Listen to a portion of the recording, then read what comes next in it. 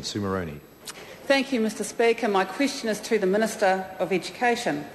Does she stand by her statement about possible responses by early childhood education providers to the funding shortfall they are facing that, quote, "I would be really disappointed if the first thing they did was increase their charges," end quote? The Honourable Anne Tully.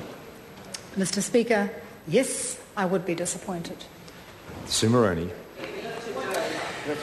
Has she seen then the results of an NZTI survey showing that 92.3% of Christchurch early childhood education services will be forced to pass cost increases on to parents as a result of her funding cuts?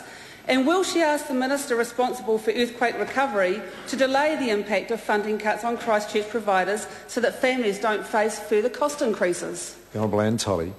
Mr Speaker, yes, I have seen that survey, and yes, I am disappointed that that is the reaction from those centres, because they have 8 months in which to make changes to the way in which they deliver their services.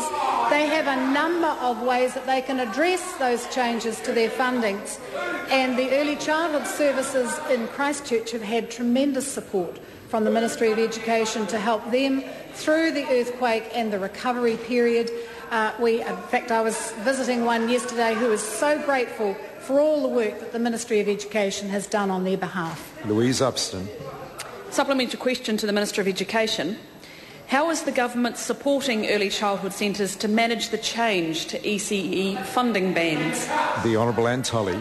Mr Speaker, Budget 2010 provided an additional $46 million over the next 4 years for a 2.4 increase to ECE funding rates.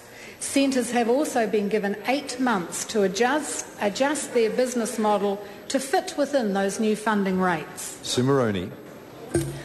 When Prime Minister John Key said on the 31st of May, quote, "I'm not at all convinced that you will see large cost increases passed on to families," end quote, had the Minister advised him that she had already received advice from officials in February that the government's decision to cut subsidies would mean that fees would rise by $40 to $80 per week? The Honourable Anne Tully.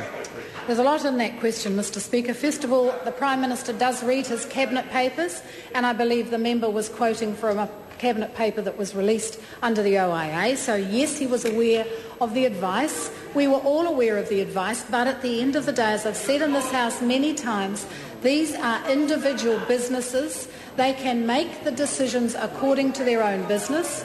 They have been given 8 months' notice, and they have a range of options available to them in order to meet the changed funding rates. However, this government was forced to take this sort of action because of the irresponsible actions of the previous Labor government that saw the costs of early childhood education treble in 5 years, whilst participation rose by less than 1%. Sue Moroney. No credibility.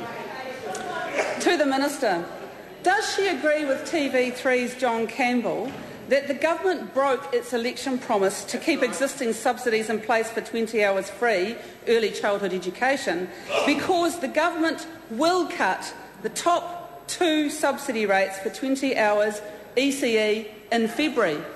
The Honourable Anne Tully. No, and I didn't agree with John Campbell when he put that to me. In fact, he had a pretty selective sort of a quote. But I have already said in this House that we have maintained the subsidies and the special rate that 20 hours early childhood education delivered. We have kept our promise. Question number 11, Dr Russell Norman. Thank you, Mr Speaker. My question